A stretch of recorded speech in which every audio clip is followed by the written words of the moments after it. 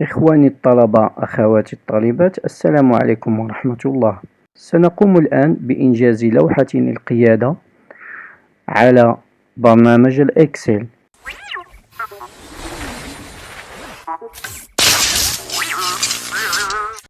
إذن بعد أن كنا قد أنشأنا هذه القائمة، ثم أنشأنا صفحة لقاعدة البيانات وثلاث صفحات للجداول التفاعلية.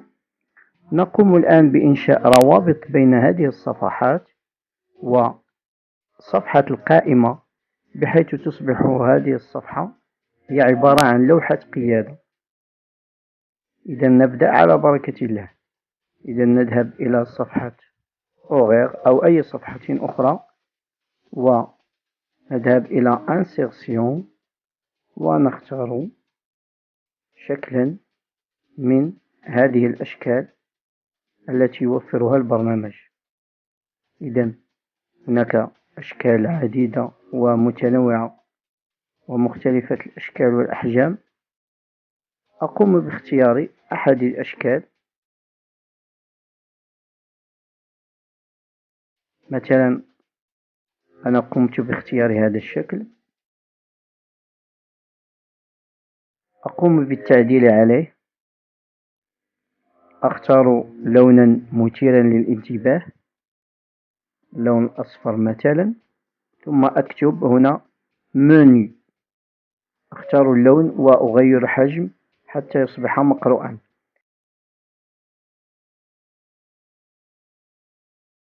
الآن أنقر على يمين الفأرة، ثم أذهب إلى Lien Hypertexte، Lien Hypertexte، ثم في النافذة أضغط على Ce document، ثم Menu، ثم OK.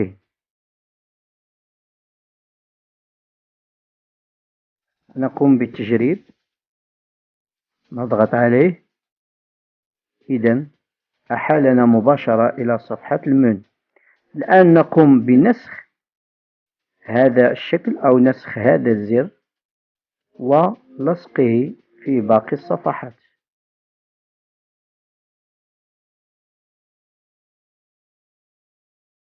مع العلم أنه سيحتفظ بخاصية الإحالة على الصفحة الرئيسية، فنحن لن نضطر إلى إعادة ربطه باللين hypertext. إذن نقوم بهذه العملية في باقي الصفحات.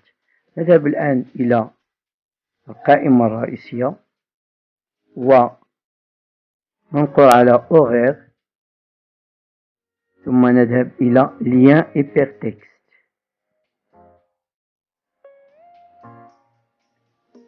نضغط على أوغير.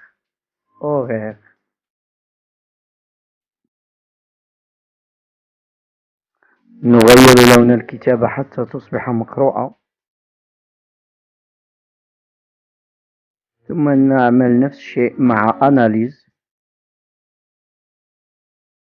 أنقر على يمين الفأرة، ثم أذهب إلى Lien Hypertexte، ثم أختار أناليز 1 وأضغط على OK.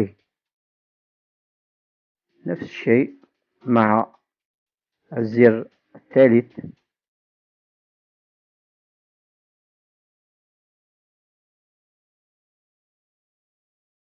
أختار أناليز 2، أضغط على OK. أعدل الكتابة بحيث تصبح بارزة ومقروءة. ثم أخيرا نذهب إلى البطاقة الأخيرة ونربطها بواسطة Lien Hypertexte مع صفحة أناليز 3.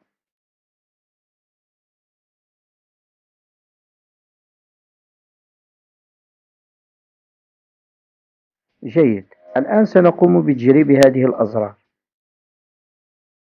إذن أوغير، ثم منيو، أناليز 1، نرجع إلى منيو، أناليز 2، نرجع، ثم أناليز 3، ثم نرجع إلى القائمة الرئيسية. إذا إخواني الطلبة، لقد قمنا بإنجاز ما يشبه لوحة قيادة لقاعدة البيانات الخاصة بنا. أتمنى أن تكون هذه المقاطع الفيديو قد عادت عليكم بالفائدة. دمتم في رعاية الله، وإلى اللقاء.